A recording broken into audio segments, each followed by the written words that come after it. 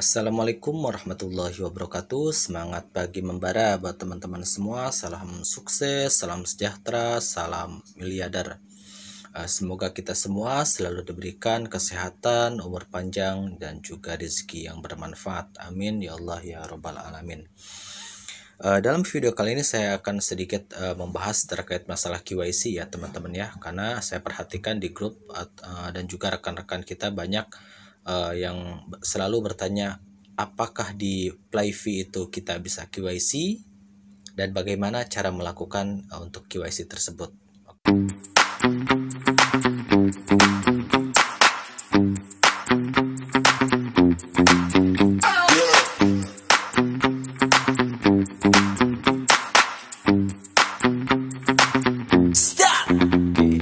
Saya jawab yang pertama, apakah kita di Playvi ini bisa melakukan KYC?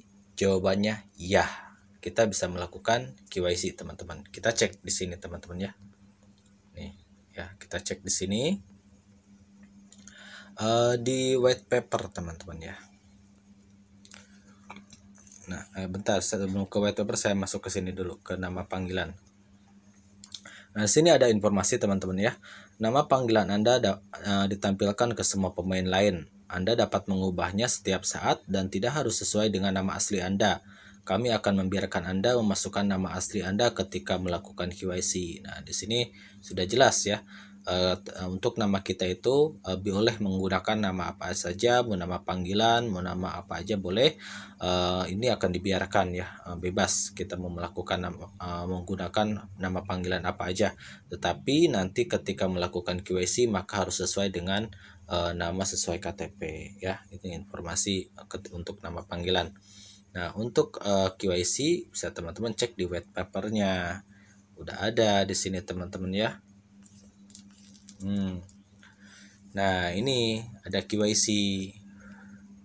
Nah, ya.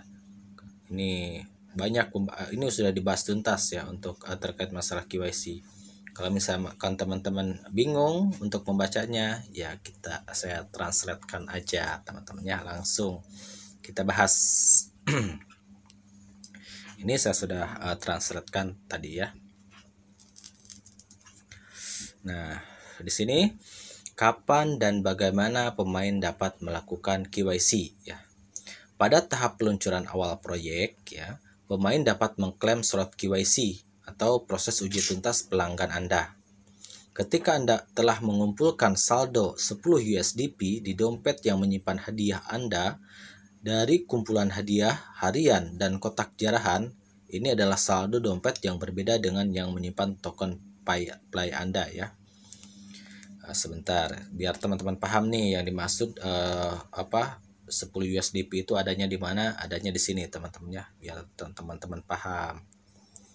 Biar jelaskannya enak ya. Nah, saldonya itu yang ada di sini.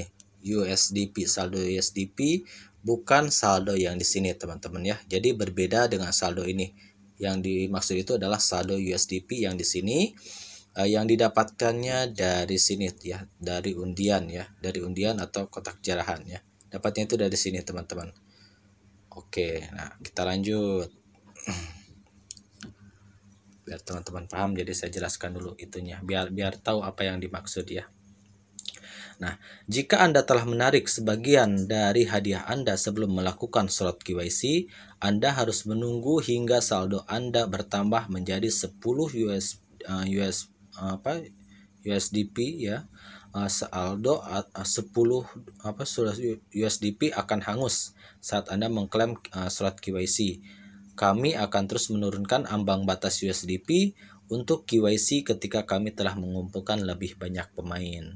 Nah, maksudnya di sini ya teman-teman, Anda dapat melakukan KYC apabila saldo Anda itu ada 10 USDP yang ada di saldo USDP tadi.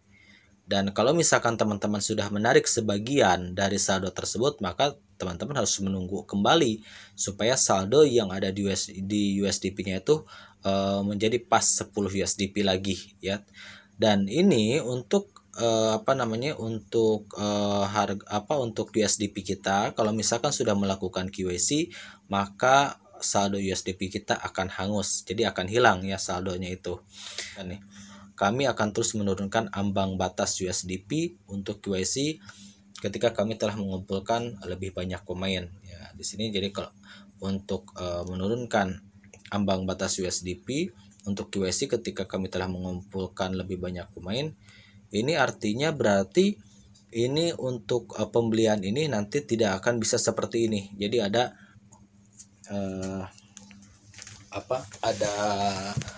panggilan seperti itu teman-teman ya, kalau misalkan sudah banyak yang ingin melakukan KYC. Kalau sekarang mungkin kalau udah 10 USDP itu langsung kita bisa klaim. Tetapi nanti untuk slotnya ketika lebih banyak pemain yang ingin melakukan KYC itu nanti ada batasan teman-teman ya, seperti itu. Dan untuk batasan saldo KYC-nya juga mungkin bisa turun juga atau tidak, itu kita lihat aja nanti kalau misalkan masalah itu ya. Terus kita lanjut, siapa yang akan melakukan proses KYC? Nah, di sini dijelaskan kami menempatkan prioritas utama untuk melindungi informasi pribadi pemain. Kami akan melakukan penelitian menyeluruh dan melibatkan perusahaan kepatuhan pihak ketiga yang terpercaya untuk melakukan proses uji tuntas KYC, dan informasi pribadi Anda akan dikirimkan dan disimpan dengan aman oleh perusahaan kepatuhan tersebut. Nah, nanti jadi ada perusahaan yang akan dari pihak ketiga ya yang akan membantu memproses atau menguji tuntas terkait masalah KYC ini ya. Terus mengapa pemain harus melakukan KYC? Tanpa menyelesaikan proses KYC, pemain masih dapat menarik tiket, berpartisipasi dalam permainan hadiah dan lootbook, memenangkan kumpulan hadiah, dan menarik hadiah dalam kripto atau melalui Coinbase ya, atau Play Token atau saldo dompet. Nah, di sini jadi teman-teman ya, kalau misalkan teman-teman itu tidak melakukan KYC, teman-teman juga masih bisa berpartisipasi di sini untuk melakukan permainan hadiah ya, dan mengumpulkan hadiah-hadiah yang ada di PlayPay tersebut ya. Dan untuk hadiah USDP juga bisa nanti ditarik ke Coinbase ya, atau bisa kita tarik ke Play Token atau saldo dompet. Jadi walaupun tidak melakukan KYC, teman-teman masih bisa menarik untuk USDP-nya. Jadi kalau misalkan saya emang nggak mau KYC tapi gimana ya, takut nggak bisa ditarik atau nggak bisa di-WD, teman-teman nggak usah takut, karena tanpa melakukan KYC pun itu masih bisa di-WD teman-teman ya. Terus, namun jika pemain juga ingin menggunakan token play yang diperoleh dari sesi penghasilan Anda sendiri dan bonus yang diperoleh dari pemain aktif di tim Anda harus menyelesaikan proses KYC kami terlebih dahulu. Nah, di sini yang dimaksud ini adalah kalau kita mau menggunakan token play ya yang kita tambang dan juga penghasilan dari member kita atau pemain aktif yang di bawah kita atau dari tim kita, maka teman-teman harus melakukan KYC dulu. Kalau misalkan tidak melakukan KYC, maka token play-nya itu tidak akan bisa digunakan ya. Jadi tidak akan bisa kita apa-apain lah untuk token play-nya itu, terkecuali yang akan kita bisa lakukan adalah berpartisipasi atau mengumpulkan hadiah, dan juga yang akan kita bisa di-WD itu yang tadi aja, yang USDP-nya aja teman-teman ya. Kalau masalah play token itu belum bisa kita gunakan kalau misalkan kita belum melakukan KYC. Nah, kita lanjut. Sebelum Anda melakukan KYC, bagian dari token play yang diperoleh dari sesi penghasilan Anda sendiri akan ditandai sebagai saldo yang dapat dipindah tangankan ya. Bagian dari token play bonus yang diperoleh dari rekan satu tim Anda tanpa melewati KYC, maka akan ditandai sebagai saldo belum diverifikasi dan Anda belum dapat menggunakan saldo ini. Jadi kalau misalkan kita belum KYC ini untuk saldo kita nanti akan bisa dipindah tangankan teman-teman ya. Terus juga untuk bagian dari play bonus yang diperoleh dari rekan satu tim, kalau misalkan rekan satu tim kita belum melakukan KYC, maka akan ditandai sebagai saldo belum diverifikasi. Jadi belum bisa diapa-apain ya, atau belum bisa digunakan kalau misalkan member kita pun belum melakukan KYC. Tapi ini dipisah-pisah ya. nanti bonus dari yang kita sendiri dan juga bonus dari tim itu dipisah. Jadi gini, setelah itu setelah Anda melakukan QIC atau melewati QIC dan beberapa rekan tim Anda juga telah lulus QIC, bagian yang sesuai dari token play akan dikonversi sebagai saldo terkunci jika bagian token tersebut berada dalam periode penguncian 12 bulan. Maksudnya dalam penguncian ini adalah dalam staking ya. Terus saldo terkunci akan dikunci selama 12 bulan. Kalau misalkan saldo yang tadi ya atau play token itu kita taruh di staking misalkan di 12 bulan, maka itu akan terkunci selama 12 bulan tersebut, teman-teman ya. Mulai dari bulan tertentu ketika bagian itu diperoleh. Berarti dari pertama misalkan kita stakingkan nih di tanggal 12 bulan 12. Nah, baru kita bisa gunakan nanti di tanggal 12 bulan 12 juga, teman-teman ya. Itu akan dilepas ke dompet Anda dan ditandai sebagai saldo dompet di mana Anda dapat menggunakannya. Itu berarti kalau misalkan nanti sudah selesai untuk stakingnya, maka itu bisa kita gunakan kembali untuk saldo play tokennya, teman-teman. Terus apa yang akan terjadi jika KYC gagal ya? Nah, makanya di sini dijelaskan juga keaslian pemain sangat penting untuk keamanan dan pengembangan proyek jaringan PlayV yang berkelanjutan. Kami tidak menoleransi siapapun yang membuat identitas palsu untuk tujuan apapun ketika pemain telah gagal dalam proses KYC. Setelah diberi kesempatan yang wajar untuk memperbaiki kesalahan ceroboh dan manual, saldo yang dapat dipindah-tangankan akan hangus dan ditransfer ke staking full kami karena menawarkan staking interest pengguna asli. Nah, jadi di sini dijelaskan kalau misalkan kita melakukan KYC gagal, misalkan nih kita mengupload data yang palsu misalkan ya, maka untuk saldo kita itu akan hangus, teman-teman ya. Makanya nanti untuk masalah KYC jangan asal-asalan ya. Jadi harus benar-benar kita perhatikan, kita upload sesuai data kita untuk KTP dan juga data data dirinya. Nanti mungkin untuk foto diri kita, biasanya itu kalau misalnya KYC itu ya ada foto KTP, foto depan, foto belakang. Setelah itu juga ada konfirmasi untuk data-data kita itu ditulis lagi. Setelah itu kita itu video ya, biasanya itu video. Nanti disuruh menghadap ke depan, biasanya itu disuruh berkedip, biasa atau menoleh ke kiri, ke kanan, kadang-kadang untuk disuruh senyum. Nanti tergantung kita disuruhnya apa. Biasanya itu kalau KYC itu disuruh video, teman-teman ya, video wajah. Jadi jangan sampai kita melakukan kecerobohan nantinya yang di ini bukan kita atau gak sesuai dengan KTP kita.